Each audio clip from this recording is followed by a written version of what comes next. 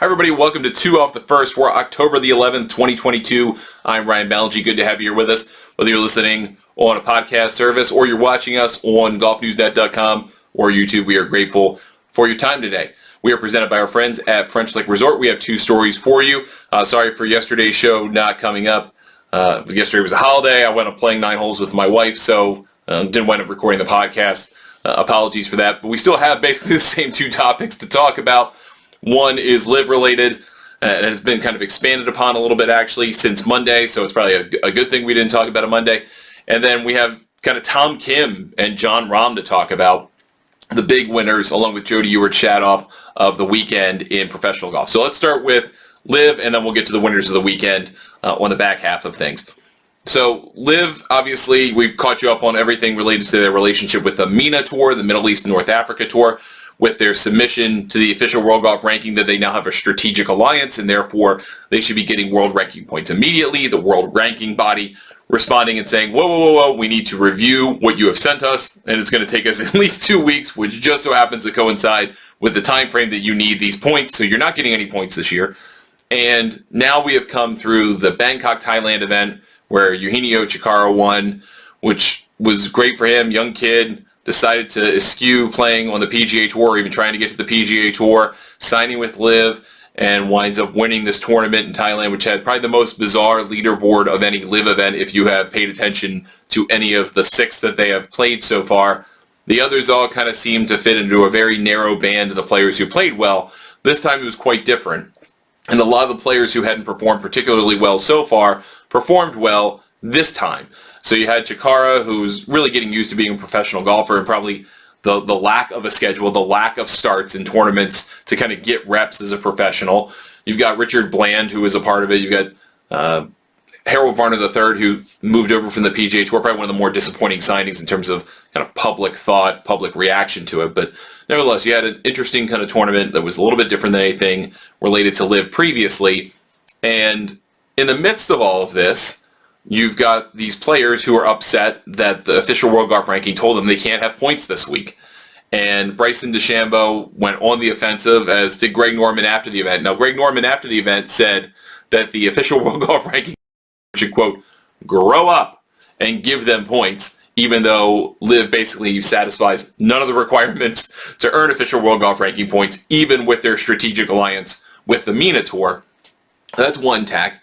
Then you've got Bryson DeChambeau and actually Brooks Koepka, who I thought were enemies. Apparently they're not, or at least they're enough to stand together in a news conference at the LIV events where they make everybody seem like they're all buddies, even though they're probably not.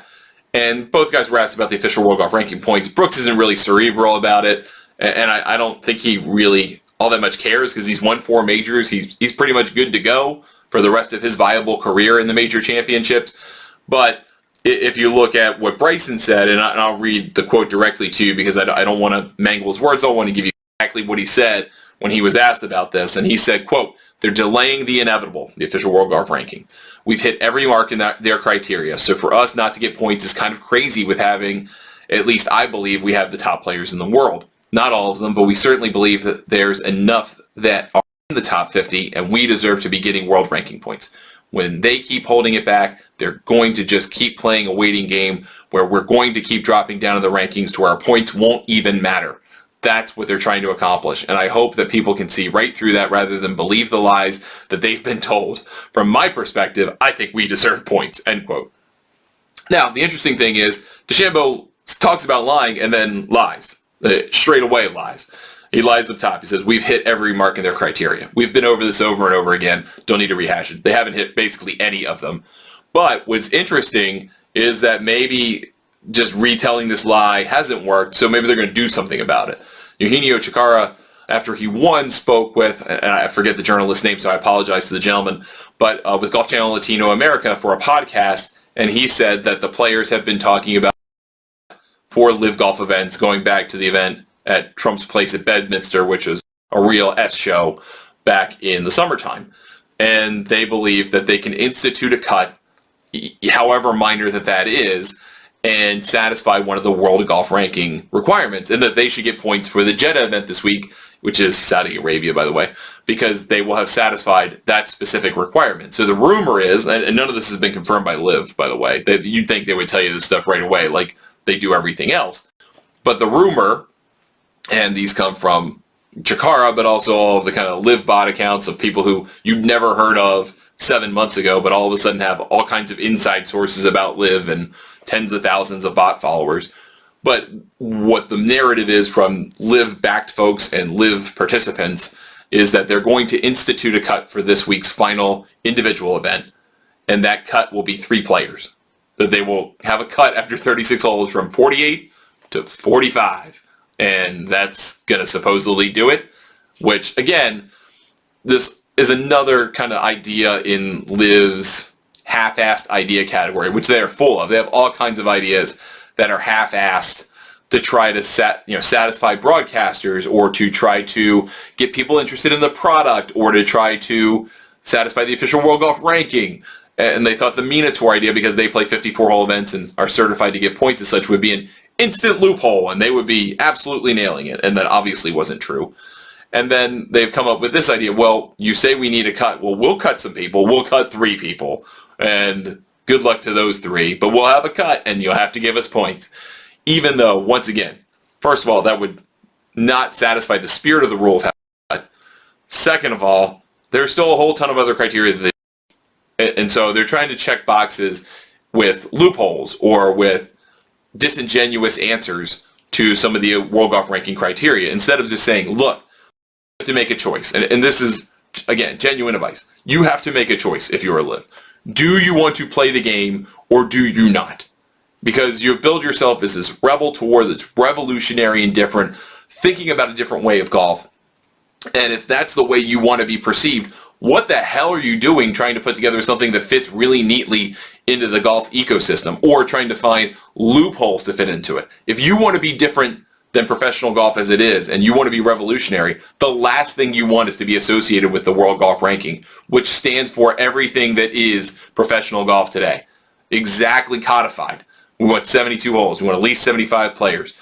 We want to have different rankings for different tours. We want to have strokes gained. All of this stuff that has kind of become codified in professional golf in the modern era. That's what the world ranking represents. So if you want a tour, if you want an organization that's perceived as genuinely different and not just some whiny baby that feels like they deserve points and they don't have to do anything different, or they can be different, they can be snowflakes, then you kind of have to just go on your own and say, look, we're going to earn this ourselves. We are going to attract enough top players that you are going to be forced to recognize this in some fashion. Not necessarily the world ranking, but you're going to have to let some of our guys in the majors based on their performances, because we have that many top players. And you may not like our format, but this is what it is. We're the best, and if you're leaving us out, then you are really hurting your own brand in the end. That's the way they should play it. The way they are playing it is ultimately they're going to have to change everything, and it's going to look a lot like what pro golf looks like on the PGA Tour, DP World Tour, LPGA Tour, name your tour. It's going to be 72 holes. It's going to be more than 48 players, probably 72 players. You're probably going to have 2 shotgun starts a day.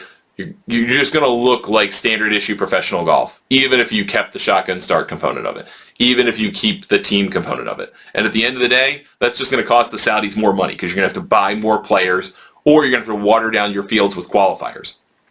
And you're going to have to do so many different things to satisfy the World Golf Ranking that you're going to take your product, what you thought was really special, and make it look like a shadow of what it was. You have to make the choice at this point if you are Liv. You decide your fate. You decide what you do. But this middle ground stuff of trying to be revolutionary on one end and completely in line, even if with asterisks, around the official World Golf Ranking criteria, those don't work. You can't be both. It doesn't work that way. And I don't think from a perception standpoint it's going to work that way. And yes, you may have all influencer accounts that are paid off to love Live Golf, and you've got these random accounts that love Live Golf that have never been around until April. But if you look at the reaction to everything that's being said by the players, from Bryson to Brooks to Jason Kokrak to Phil Mickelson, and I don't look at everything, right? I mean, I do have stuff to do with my day. But every once in a while, I'll look at one of those players' messages or what's being said about LIV from them, and the responses are overwhelmingly negative. Like, go away, we don't care, it doesn't matter, you're playing exhibition golf, good luck, see ya, I'm blocking you, I'm unfollowing you, I'm muting you, whatever it is.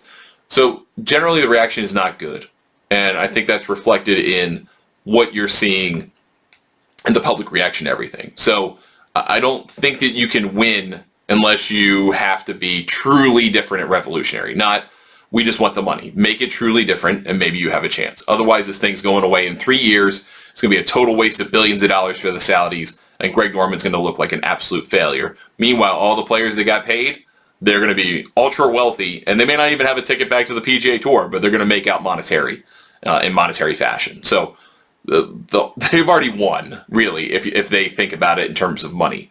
Maybe not in terms of legacy, but if they think about it just in terms of money, they've won. Greg Norman can still lose a whole hell of a lot, and I think he's kind of in line too with the way things are going right now. All right, let's talk about the golf from the rest of the world for the weekend. And I do want to preface all this by saying I think that the interest in professional golf, broadly speaking, right now is really low. I mean, it is really low. If you look at the television ratings for the Shriners, for the Sanderson Farms, for the and all the surrounding tournaments that are really kind of feed off of interest on the PGA Tour, particularly in the LPGA DP World Tour, the interest is just not there right now. And I think that's maybe a broader conversation, but I will kind of just say briefly before we get into the actual action, I think there's some golf fatigue out there. I think there's fatigue of not only what's happening with the golf establishment and LIV, I think there's genuine fatigue there, but I think there's also viewer fatigue. I think people poured into golf in the summer of 2020 because it was really the only sport on TV at the time. People got into it, and they watched even throughout last year in the fall in pretty decent numbers because they knew, again, that was a reliable sport they could watch. They weren't have to worry about protocols for sports as much. The things were going to happen, and people were still into it. But this fall, man, it is a drag. And even though the golf has been good and interesting, week to week, I mean, it's been interesting, but it just has not drawn the same number of eyeballs. And I think that maybe we are at the point where making the change that the PGA Tour is making to ending the fall wraparound schedule as we know it is the right time because people are sick of it.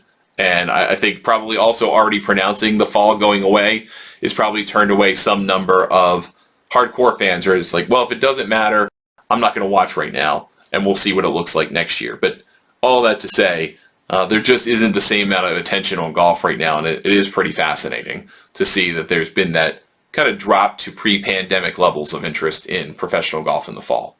That all said, the Shriners was fascinating. I really enjoyed watching it. You had Patrick Cantlay, who was ahead, who shot 60 in the third round. You're thinking, this guy's going to run away with everything. He made practically everything he looked at. He had incredible approach shots throughout the entire third round to set up, which looked like was going to be a runaway. But then you had Tom Kim there, and you had Tom Kim sitting there, 20-year-old kid, confident, already won on the PGA Tour, played great in the President's Cup. What was he, 3-4 back? He knew he could do something if he got out to a hot start, and he does that. He gets out to a hot start. He catches Patrick Cantlay on, the 7th or 8th hole. All of a sudden they're tied. They go back and forth throughout the entire day. They get through 17 holes. They're tied. They get to 18, which is a short enough par 4, 410 yards. Not a difficult hole. A lot of guys hit fairway wood off the tee. Some hit driver. Some hit iron. It's a pretty standard issue par. It's not that difficult to make birdie, depending on the pin. And you give yourself a chance to win the tournament. And what does Patrick Cantlay do?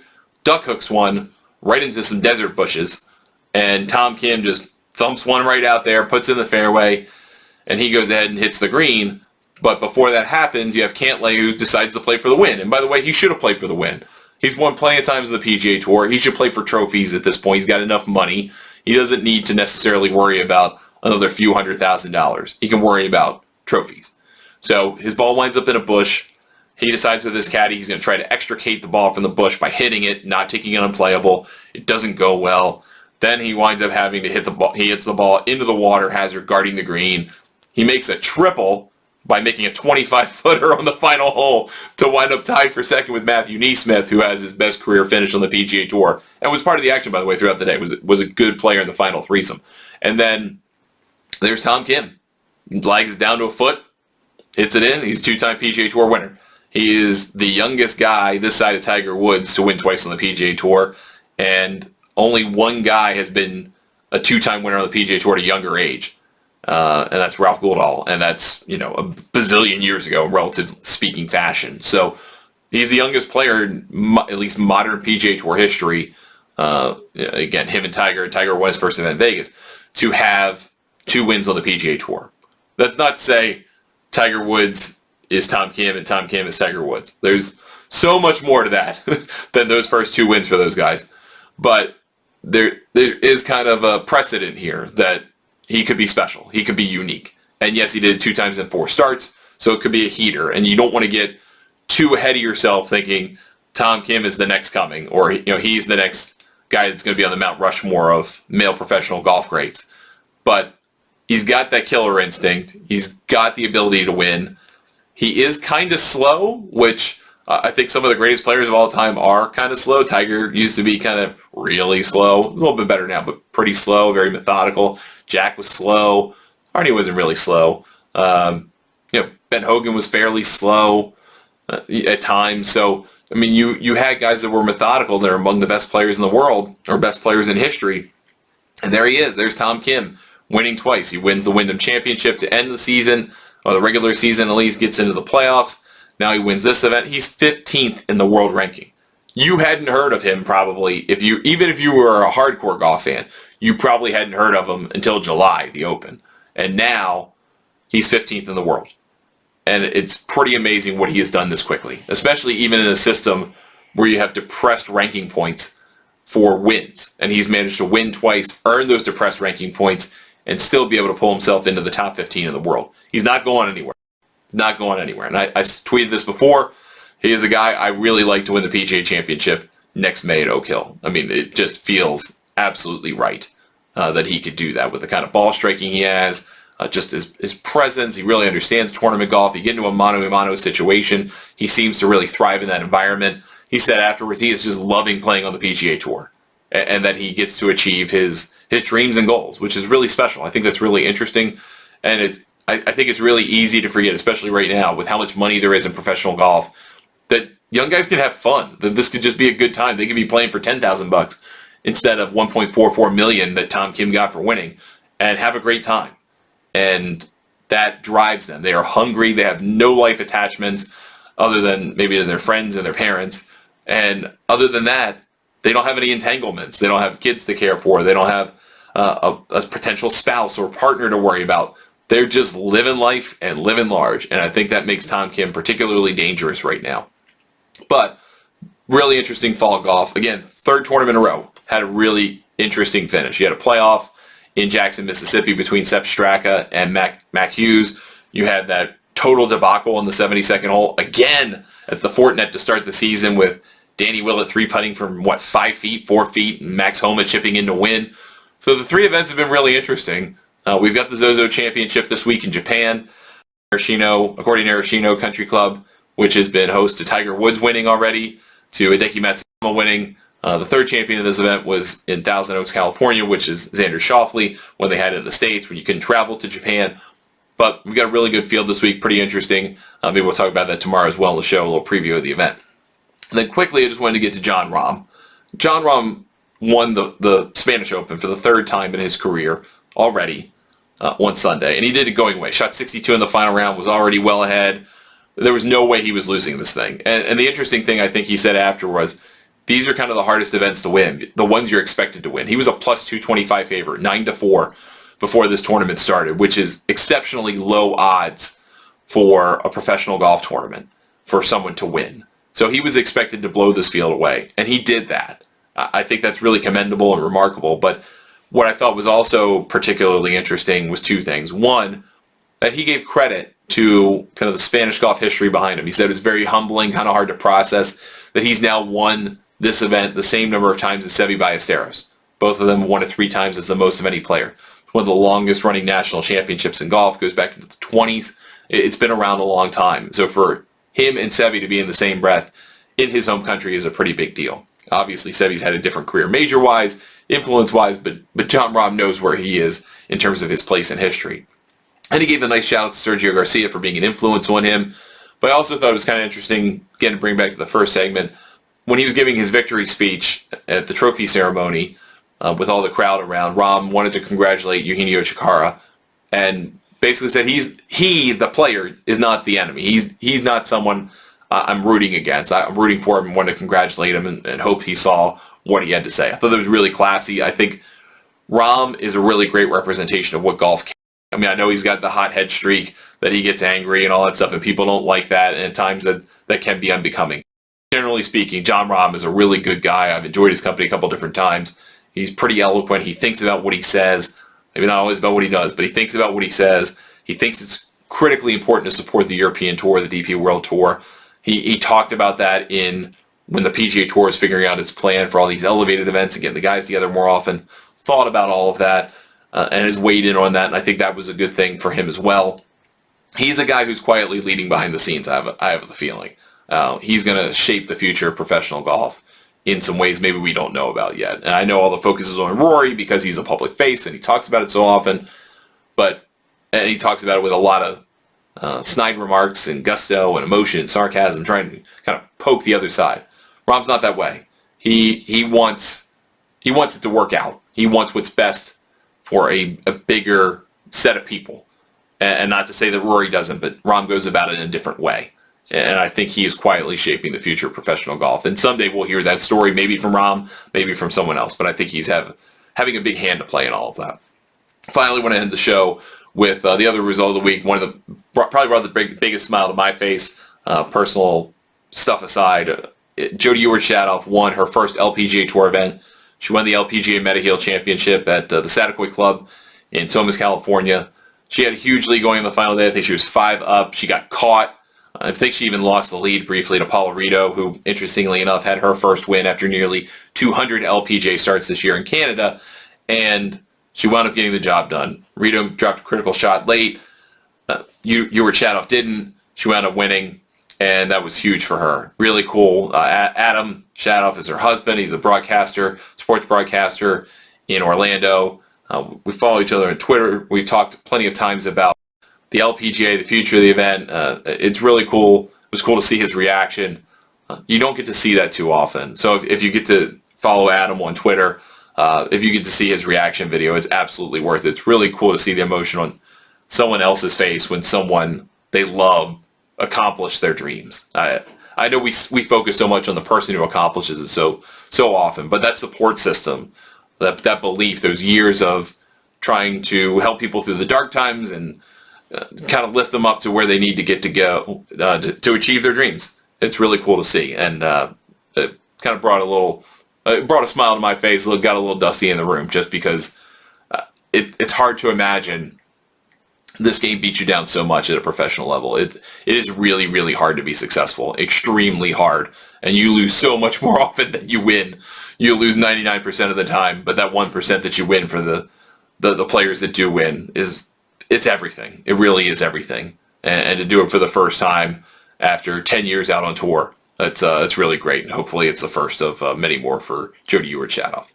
That's going to do it for us today on the show. Thank you so much for the pleasure of your time listening to us. If you listen to us through a podcast service, give us a 5-star rating and throw a thumbs up if you watch us on YouTube. It'll help us reach more people. We appreciate it. We will be back with the show tomorrow, so we will talk to you then for another edition of 2 Off the First.